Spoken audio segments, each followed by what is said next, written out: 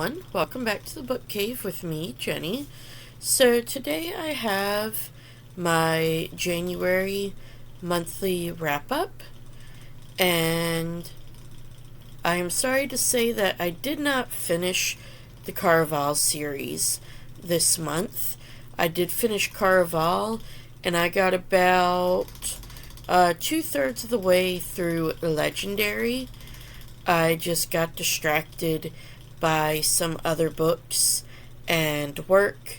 And yeah, as you'll see, a lot of the books I read were kind of bigger books, over 400 pages. So yeah, without further ado, let's jump right in. North is the Night was a pick for a book group. It is one of Courtney's book group, and I'll have her channel linked down below, and she links to all her discords there. But that's what this was for, and I did enjoy it. It is based on Finnish folklore and mythology, and that's something that I hadn't really been exposed to before. You know, I've heard like the Norse gods, but that was it. And yeah, this was definitely more of a darker fantasy. I did feel like there was a lot of adventure in it. I did feel, however, that the middle dragged in parts, although even where it did drag, I felt like that gave us character development. So I did enjoy that part. And yeah, this was kind of reminiscent as well of Rick Riordan, just because of, the mythology being there. But it is definitely a darker tone than his, and there's not like his humor that you would be used to. But yeah, if you enjoy mythology retellings, I think you would definitely enjoy this. I read a second book for another one of Courtney's book groups, and that is Variation by Rebecca Yarros. And this is my first book by her that is outside of the Imperium series. And I do have to say, I did like this. I did feel like it had a pretty good plot outside of the romance. My main issue with the romance was it did feel a little like it was insta love, like they just saw each other and immediately were smitten. But it did feel like it was something that could last. It was clear that they cared about each other, and I did enjoy seeing that, and how they made space for each other despite the fact that they both had pretty demanding jobs. And yeah, I just felt like Hudson and Allie were a good couple that had good chemistry and all. And I did like Juniper for the most part, although there was bits where I found her a little annoying, and I think anybody who's read this kind of understands that. And it was really when we were first introduced to her, although I do understand why she felt the way she did and kind of did what she did. But yeah, this was definitely a good book, and it was pretty fast-paced as well. And I feel like if you did click with Rebecca Yarros' writing in the Imperium, and I'm going to assume in any of her other books, I do feel like this would be one you would like as well. The Girl from the Sea is a pretty sweet coming-of-age story, and I love how it also shows how friendships change and grow, and also how, sometimes when you feel like you have to hide things about yourself, you really don't. you actually do have support. And I did really like the designs of all the clothing that was in this. I thought that was pretty cool. And then I also loved the fact that Kelty was a Selkie. I don't see a whole lot of stories about Selkies, and I do absolutely love Selkies, so I was very excited to see that. And yeah, I just thought this was a very cute little graphic novel.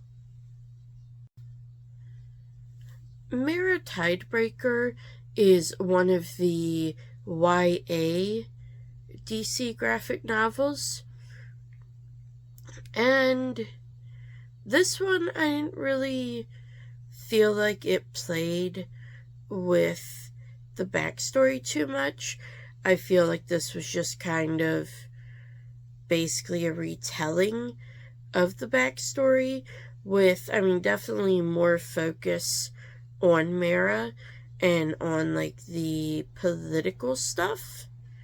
And yeah, overall it wasn't bad. I just didn't feel like it was anything new.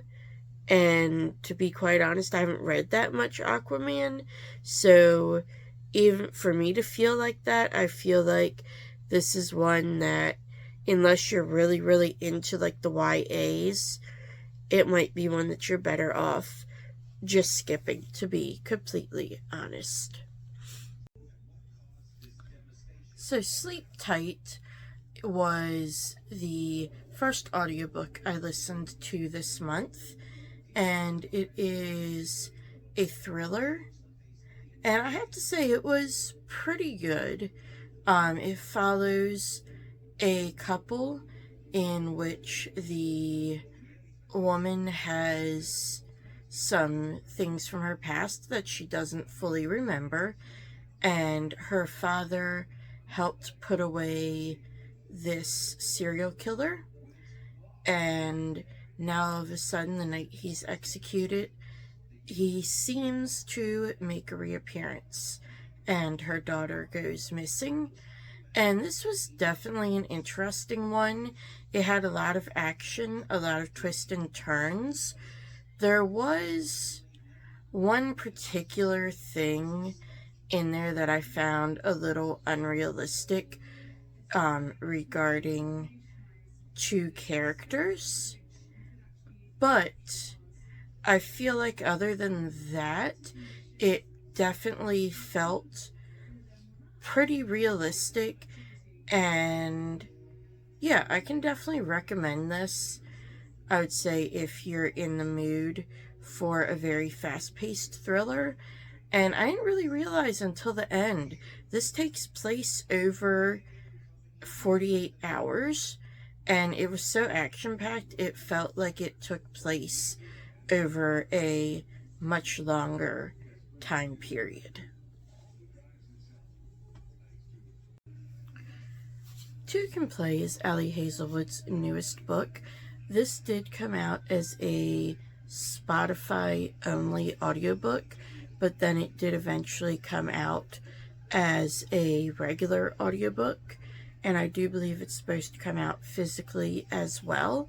So this was a shorter story, and I do like the fact that it's still kind of STEM.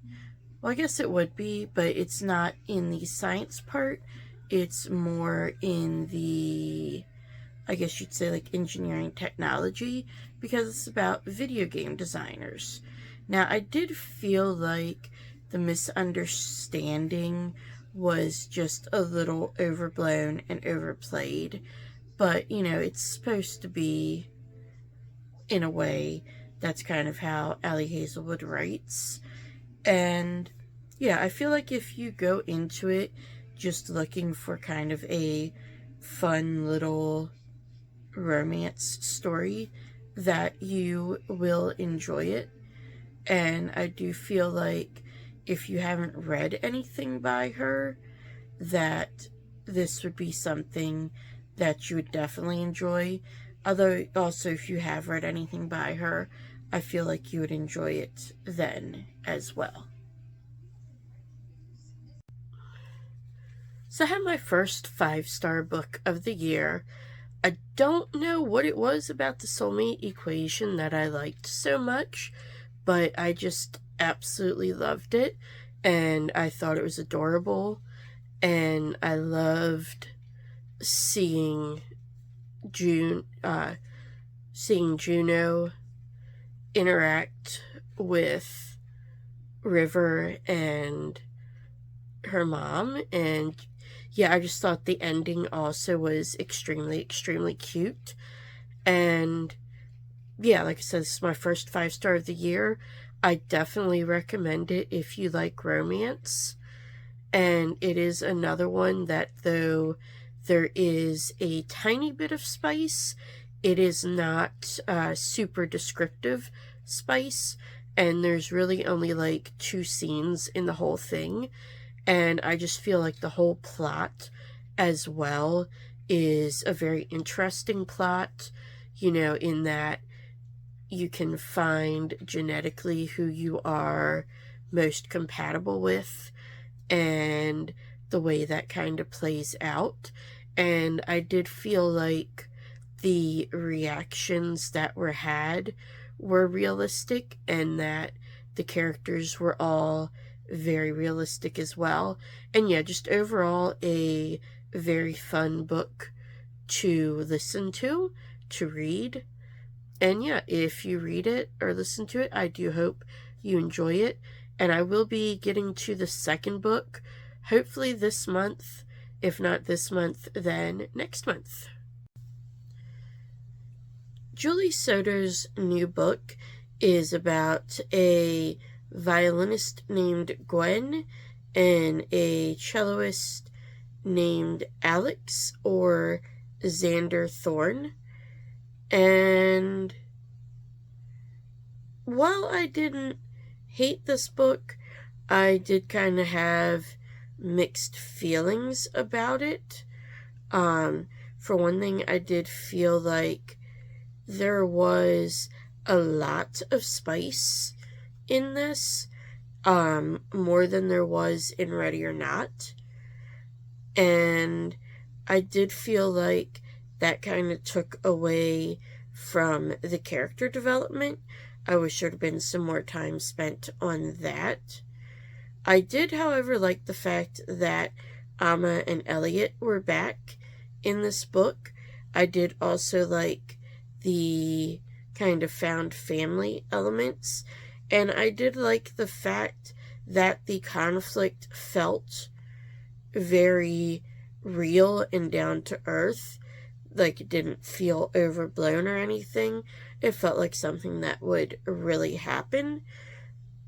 I feel like maybe if I was more of just a contemporary romance, just wanting the romance, that I might have liked this more. So I'd definitely say, give it a try if you do like romances. And yeah, I hope you enjoy it if you try it. So that's everything I read this month. And let me know down below in the comments, did you read any of these books? Are there any of them that you want to read this year? And what did you think about them if you did read them? I always love hearing, what you all think about books, and any suggestions you might have for other books that I might like.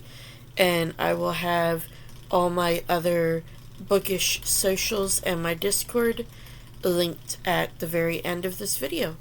And thank you for visiting me in the book cave. I'll see you next time.